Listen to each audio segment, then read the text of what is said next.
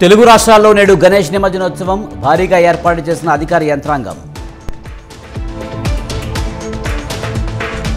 కాసేపట్లో ఖైరతాబాద్ గణేష్ శోభయాత్ర పకడ్బందీ ఏర్పాటు చేసిన నిర్వాహకులు.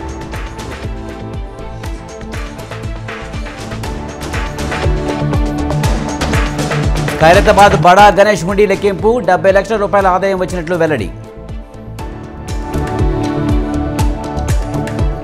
హైదరాబాద్ బాలాపూర్ లడ్డు వేలంపాటకు కొత్త నిబంధన, ముందస్తుగానే డబ్బు డిపాజిట్ చేయాలని కమిటీ నిర్ణయం.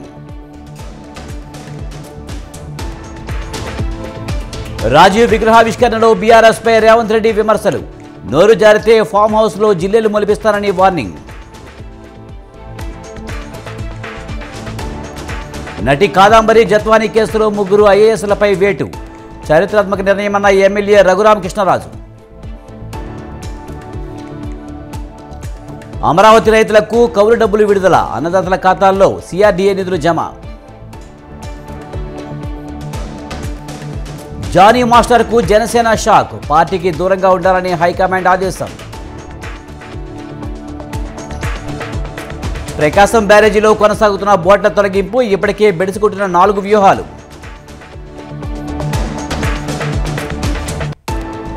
మహిళా భద్రతపై ప్రజా చైతన్యం పెంచాలి, దేశ అభివృద్ధిలో స్త్రీ భద్రత అత్యంత కీలకమైందన్న రాష్ట్రపతి. తెలుగు రాష్ట్రాలకు 2 వందే భారత్ రైలు వర్చువల్గా ప్రారంభించిన ప్రధాని మోదీ. ఉగ్రవాదాన్ని పాతి పెడతాం, శ్రీనగర్ ఎన్నికల ప్రచారంలో హోంమంత్రి అమిత్ షా.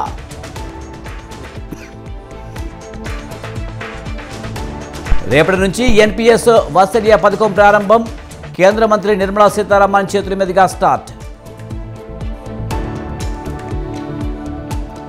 భారత్లో జమిలీ ఎన్నికలు అసాధ్యం, కాంగ్రెస్ సీనియర్ నేత చిదంబరం కీలక వ్యాఖ్యలు.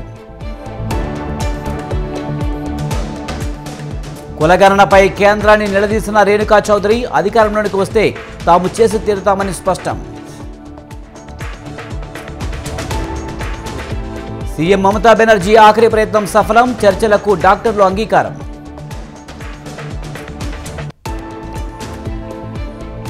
సీఎం పదవికి కేజ్రీవాల్ గుడ్ బై, నేడు సాయంత్రం లెఫ్టినెంట్ గవర్నర్కు రాజీనామా లేఖ. కేరళలో నిఫా వైరస్ విజృంభణ, మళ్లీ మాస్కులు తప్పనిసరి అన్న అధికారులు.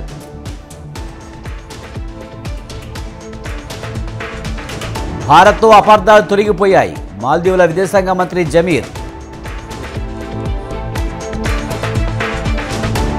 ట్రంప్ సమీపంలో మళ్లీ కాల్పుల కలకలం, క్షేమంగానే ఉన్నా తానెవరూ ఆపలేరన్న డొనాల్డ్. విదేశీ విద్యార్థులపై బ్రిటన్ ప్రభుత్వం మరింత భారం, నెలావారీ ఖర్చులకు అవసరమయ్యే నిధుల పరిమితి పెంపు.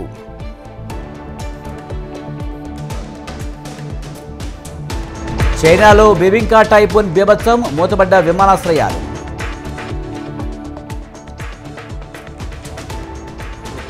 పపువా న్యూ గనియాలో బంగారు గనిపై వివాదం, 2 వర్గాల మధ్య ఘర్షణ, 30 మంది మృతి.